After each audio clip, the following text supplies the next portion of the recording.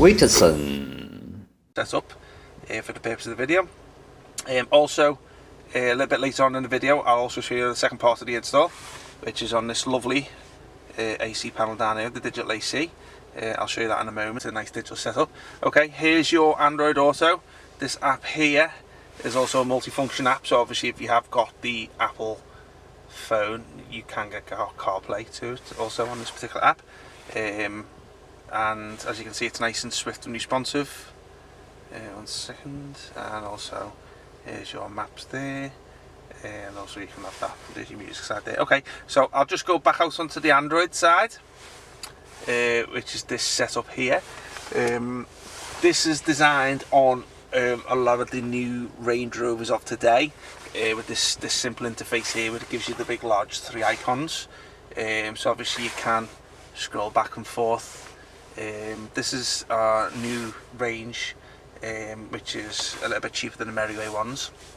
The difference is, if you go on our website, you'll notice one range which is classed as a HV range, which is classed around £580 or something like that, and then you have a Merriway range, which is the more expensive one, which tends to be around the 759 mark. The differences on them pretty much similar in terms of processor, RAM and stuff like that, but the only differences is, if I was just to go back to the original screen here, some cars have a dual view feature, which is basically allows your passengers to see a different viewing angle to the screen to the driver. Example, if I want to be driving the car and I want the navigation maps on, it'll show me the navy, and then if the passenger over there wants to watch TV, then as they're looking at a different angle, you will see a different viewing angle, so the passenger can watch TV and you can do GPS.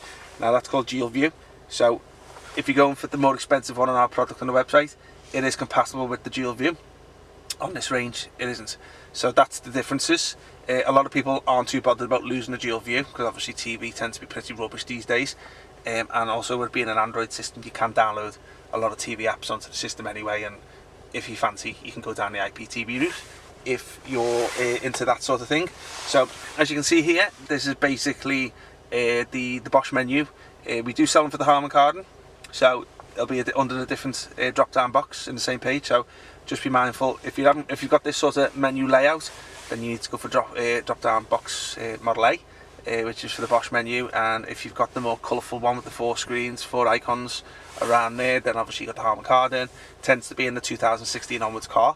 Then you need to go to Model B in the drop-down box. There will be a link in the description down below on where to find the product.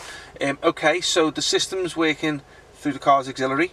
So for our system to get sound through there, you need to be switched over to aux. Excuse me. So just be mindful for that. And also I'll just show you that these buttons down here, obviously there's your media anyway, here's your setup, there is your navi, here's your phone. This all takes you to all the original parts of the system. Menus.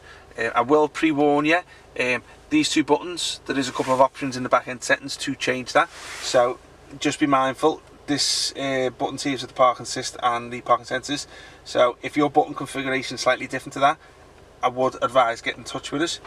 It will still work, it'll still do something, but you'll find that some of the buttons, like for the not the parking sensor but the camera, you do have to use that in automatics when you put into reverse. But obviously sometimes you end up with a camera icon there, which that's on style 2 of the system. But as I say, get in touch with us anyway if you're unsure. So if you want to go back to the Android settings, simply just press that one there. With this being an Android operating system, the maps that come with the system are Google Maps. Now it is a data connection type of app, so you will need to give it an internet connection. You can do that by the means of a hotspot connection with your phone, or the system does come with a SIM card holder, so obviously you can get a 4G SIM card and put it into a little cable that comes with the system. That'll also give you an internet connection. Okay, so just go back out. Music. Okay, so basically the system comes with a couple of USB inputs where you can, if you are old-fashioned and you're not into Spotify and all that type of stuff, then you can put your music on a pen drive and put it into the USB cable of the system, and you can play your music through there. Alternatively, you can do the same with videos, putting videos onto a pen drive, and you can just simply put it there. does work with the steering wheel controls, as you can hear me lowering it down in the background. That's just a demo video just to show you the HD quality on there. So obviously I'll just go back out to there. Okay, so just going back to Bluetooth. Self-explanatory is where you take your phone calls through and music streaming, but I will pre-warn you, if you're going to be using the CarPlay, the Android Auto app, it will disconnect from the Bluetooth and it'll switch over to Wi-Fi on your phone, and then obviously you can do all your phone calls through the Bluetooth app there.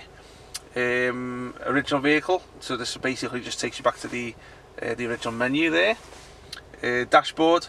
Okay, so this one will show you a revs. I'll just put my foot down on the revs. Whether you use that or not, I do not know.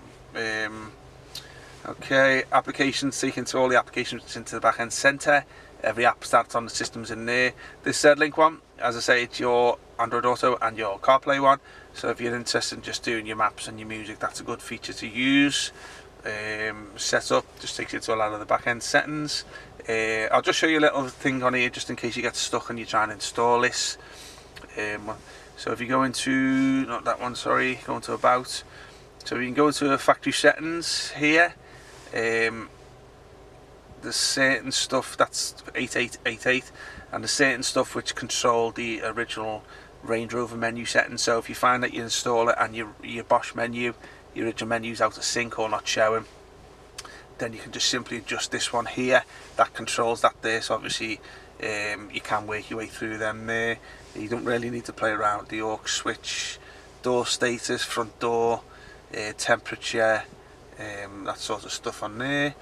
And I don't really need to play around with that much, to be honest with you. Let's have a little look at this here, 1 second. So, 1 second, let me just go out.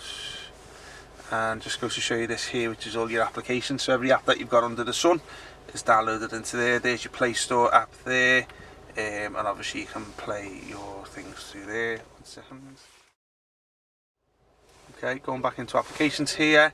This is where obviously all your apps go. There you've got your Play Store here, which obviously you need an internet connection to sign in. And also, let's have a little look in there. Okay, DSP. That's your sound process, that's your built-in amp, so obviously it will enhance your sound output.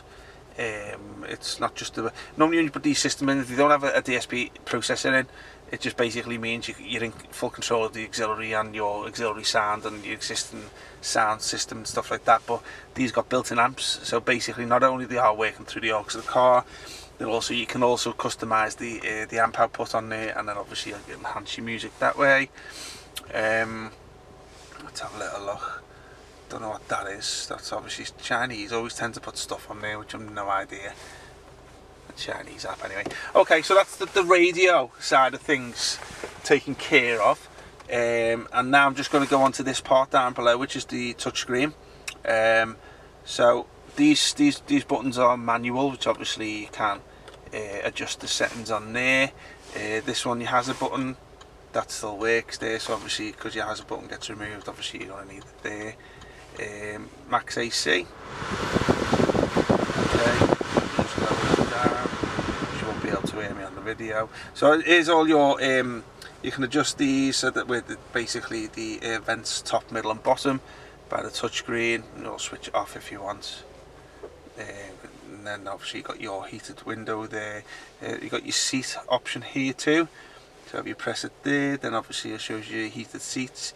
You can lower it down by simply pressing them to adjust the sensors on there, and also that's your AC still. And also you've got some vehicle settings. This is just a lot of the computer settings on there, and changing your language, changing temperature units, and also you've got these here, which basically work down the touch side there. Okay, there's not much to these ACs, to be honest with you. What you see is what you get. But as I say, it looks nice in the car anyway. Okay, I'll bring it to an end today, guys. Hope you liked the video. Any questions, give us a shout. Put all our contact details down below, as well as the link to the product. WITSON